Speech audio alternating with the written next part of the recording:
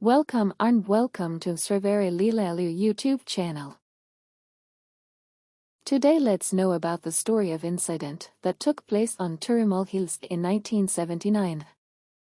Hey Govinda, Hey Govinda, Hey Govinda, Hey Govinda, Hey Govinda, Hey Govinda, Hey Govinda, Hey Govinda. Hey Govinda, Hey Govinda.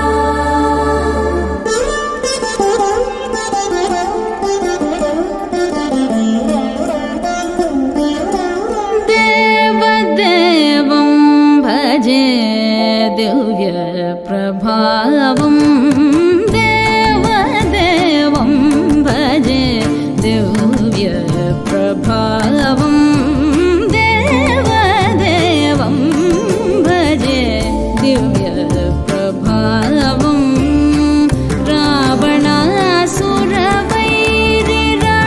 रावणासुरवैरिरणपुङ्गवं रामं देवदेवं भजे दिव्य प्रभावं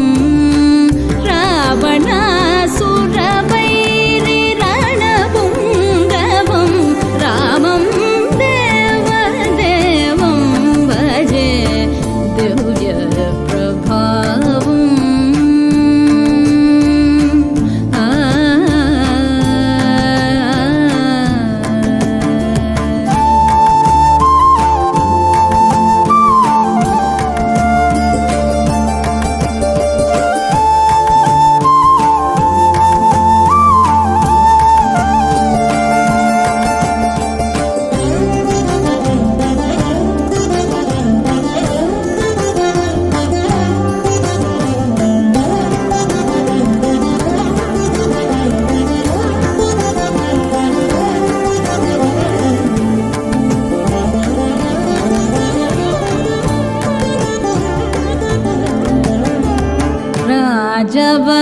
राजवरशेखरं रविकुलसुधाकरं राजवरशेखरं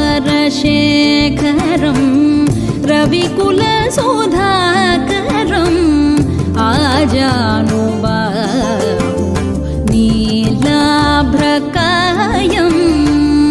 आजानुबाहु नीलाभ्रकायम् राजारिकोदण्ड राजदीक्षा गुरुं राजहरिकोदण्ड राजदीक्षा गुरुं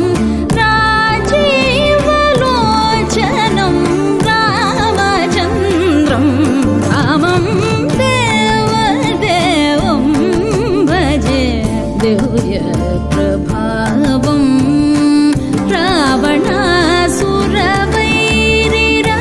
रावणासुरवैरिरणपुङ्गवं रामं देवदेवं भजे दिव्य प्रभावम्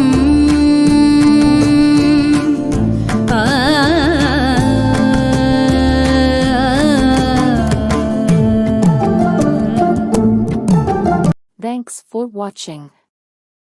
Like the video, share and subscribe the channel. Click on the bell icon to get notified for more videos when uploaded. Stay tuned for the second part of the story from Srivari Leelalu. Srivari Leelalu. Listen to real-life incidents of devotees.